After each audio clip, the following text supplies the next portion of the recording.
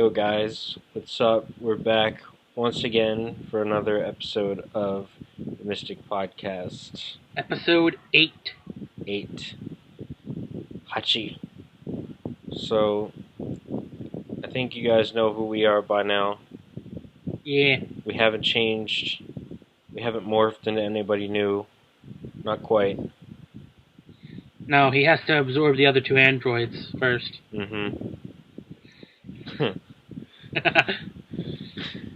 So, you guys know the deal by now, so we're not going to waste too much time, plug in shit, just join Mystic, you know the deal. Let's fucking go. Alright.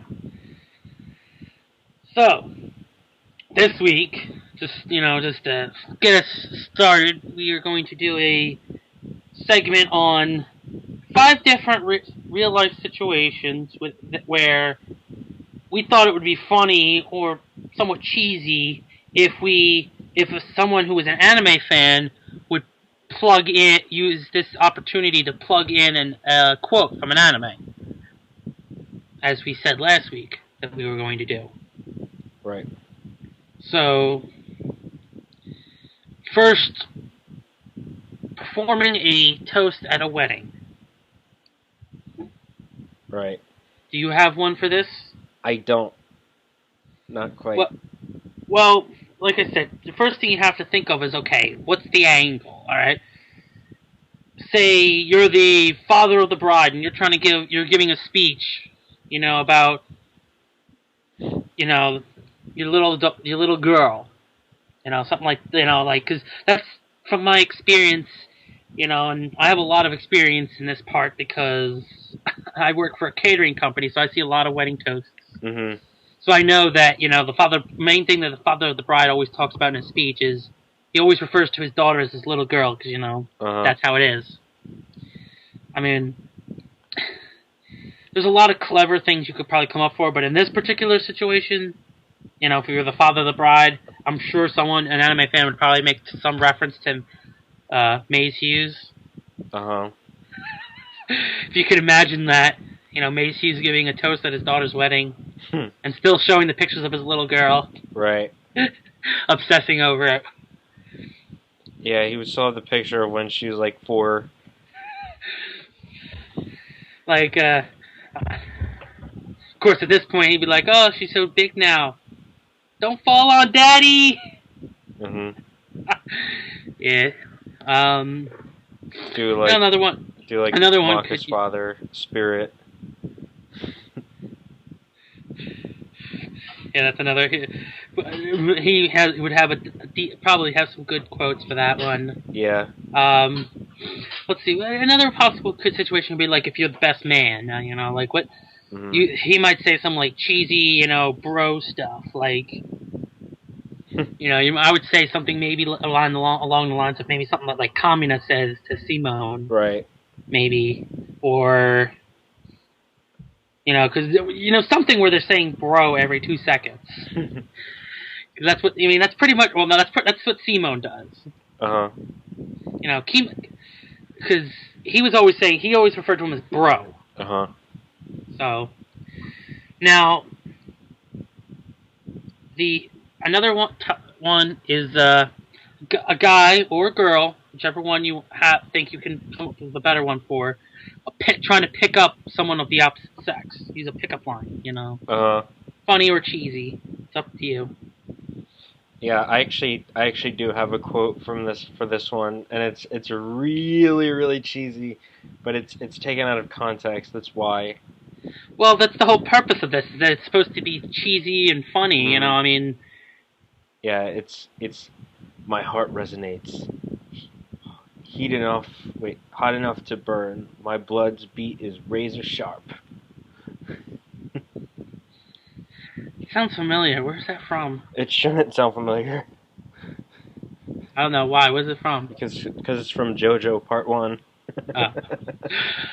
Well, no. It's probably because I thought I was probably thinking for some reason it was from Soul Eater because you said resonate. Oh, okay. I don't know, but I'm sure. Let's see. Well, if I were to pick a cheesy pickup line, I'd probably pick one. I would choose one of two options. One would be one of the many things that Sanji says when he sees women. Mm-hmm. Or the even more goofy one, which isn't actually a pickup line, but it just the way it worded, it sounds like it could a guy who has no idea what he's doing might try and use as a pickup line, and is, "May I see your panties?" from Brooke.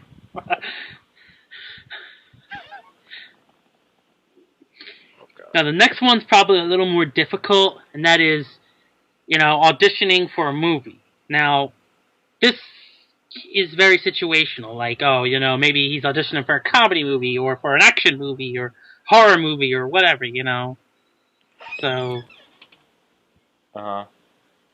So that's a little harder because it's such a you could pick any line that sounds cool and make it an audition.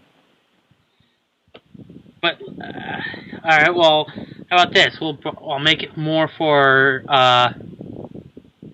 you are auditioning for a part in a buddy cop film. Okay. Is there anything you can think of for you trying to audition for a buddy cop film, and you have to showcase your, that you can be, you can go, back and forth with your partner. Kind of like witty banter. Something that would be used as witty banter for a buddy cop film.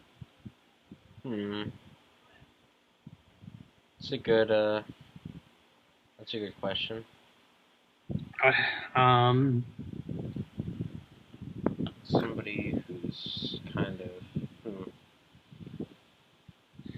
Well, yeah, honestly, when for some reason when I think of buddy cop film, anime version, buddy cop film, and anime, I think of Sanji and Zorro. Even though they would be the worst for that. Yeah, probably. They have that tit and tat. They have that going back and forth thing, but there's no stopping that going back and forth thing. Let's see, buddy cop. What would be an interesting buddy cop?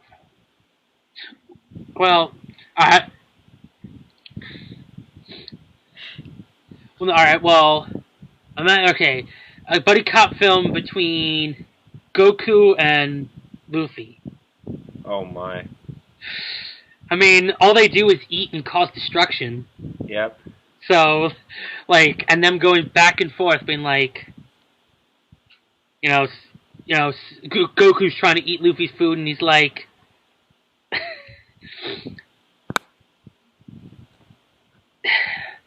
I remember this. What was it? The one part in the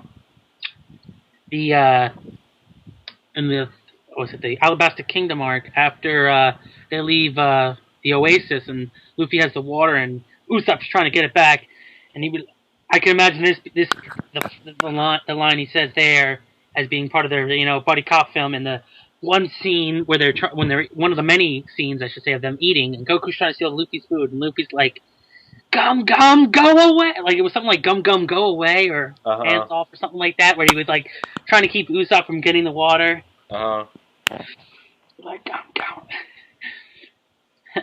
That would actually be a funny movie. Yeah. Goku and Luffy, buddy cop film. It'll be called Luffy Goku.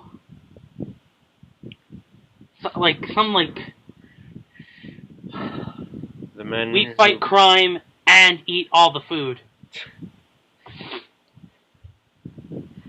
Someone, I don't know. But I do have a good one for our next topic. Same. Sex. And here's what my line. Now this one I've altered to allow, or you know what, how about this? You go first. Alright. Take this, my love, my anger, and all of my sorrow. Shining Finger! Now, what's that from? G Gundam. Okay. Yeah. Let me see. I'm just trying to make. Okay. Mine is, like I said, it's. Now, did you was that the actual quote, or did you? Yeah, that's exact. That's the exact quote? It's part of it, yeah. But yes. You know, but I'm just, you know, in mine, I'm just changing, like, one or two words just to make it, you know, sort of fit the situation. I mean, it would probably fit the situation either way, but I think it would sound, you know, in the moment, they might say this and say it slightly differently, you know. Mm-hmm. But I mean, I don't know. I mean, well, the quote in question is, "My drill is the drill that will pierce the heavens." Yeah, I was thinking about that too. But instead of saying, you know, "My drill is the drill that pierces the heavens," it's, "My drill is the drill that will pierce your virginity." Yeah, or your heavens. Something like that. Yeah. That's what I was thinking. I know. Now, the last one is also can be difficult because it's a testimony you might make in court. I have one actually for this one. Oh, you do? So so what's the... The context would be, like, I'm the one that did the testimony, and, like, the prosecution is trying to, like, badger me into, like, rope me into his pace and that kind of, you know, stuff that a typical lawyer would do. And so my line is, "You wanted to control me? Let me tell you, you don't have nearly enough power to ever make that happen." Okay, and that is for our viewers. You want to take a guess? You actually have seen it, though, this time. I know, it sounded familiar, that's why. And I don't know, you gotta... Bankai. Senbon Sakura. Kageyoshi. Really? Mm-hmm. Okay. Now for me, I'd have to say, you know, that's again, like I said, it's a tough one because it comes to like, okay, what's the situation going to be, Mm-hmm. and what's like an appropriate quote. But like something like, I have to say, a good one would probably have to be when I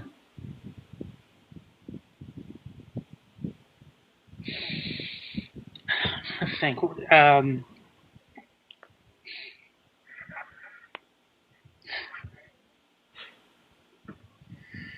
I don't know. Or a funny, okay, or here's something, like, instead of, like, a guy, the person testifying is, you know, guilty, and he's trying to prove his innocence, so then he says, like, something along the lines of, like, you know, from what he says and what he does, he's implying that he's trying to use Tsukiyomi on everyone, so that way things will go his way. Uh-huh. Something like that. I mean, I can't... Like, what is one of Itachi's badass lines that would fit perfect with that type of situation, where someone's trying to use infinite Tsukiyomi, or not infinite, but Tsukiyomi on the courtroom, so that way he'll get out of his crime. You think of any good ones? I mean... Itachi. Basically everything he says, but, here's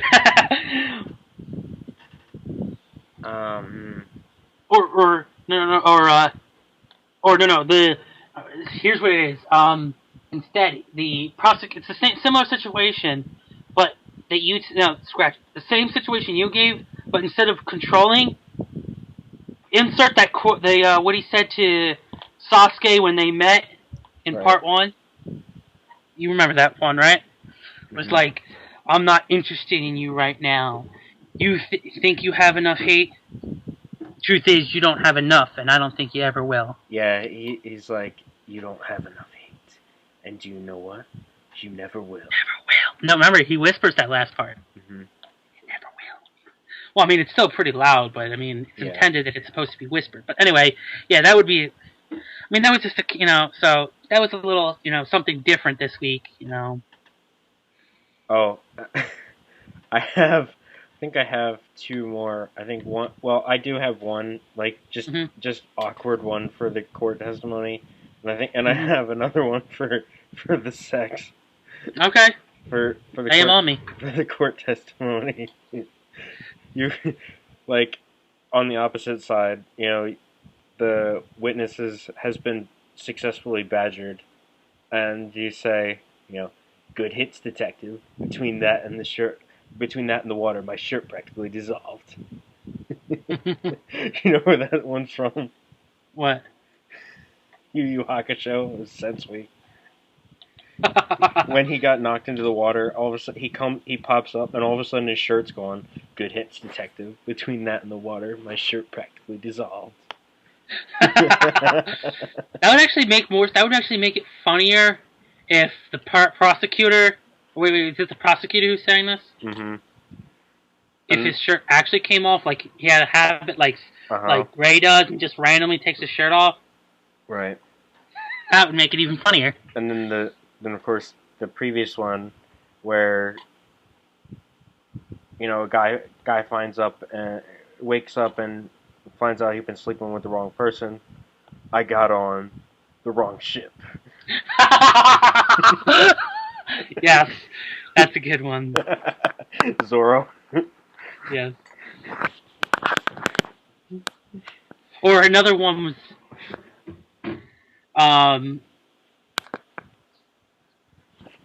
or here's a good one.